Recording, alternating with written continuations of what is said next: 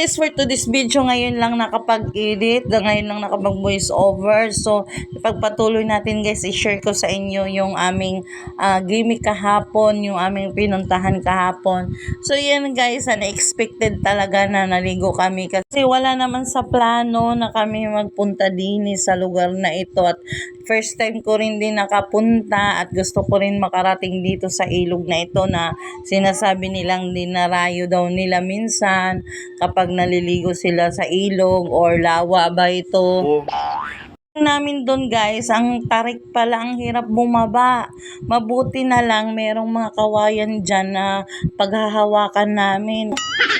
Oy, sana all may hinahawakan. Hirap pala bumaba kapag wala kang hinahawakang kawayan. Oo guys, mabuti na lang ay meron akong kahawak kamay. Sana all.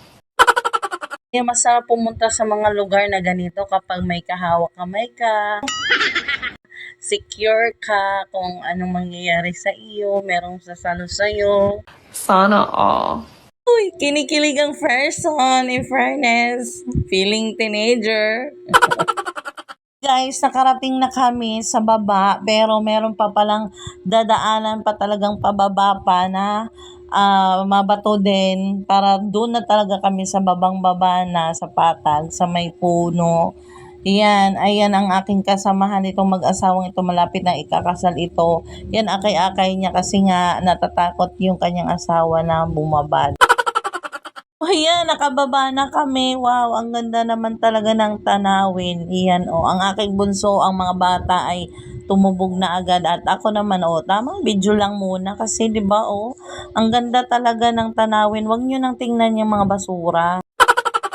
Yan talagang nagpapaganda ng mga tanawin. Nagdagdag ng kagandahan sa mga gilid-gilid ng tabing dagat, tabing ilog.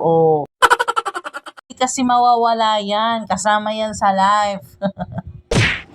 Ang aming apo ay pinatampisaw-tampisaw muna ng kanyang lolo sa tubig habang nilalaro ng kanyang ate Mela.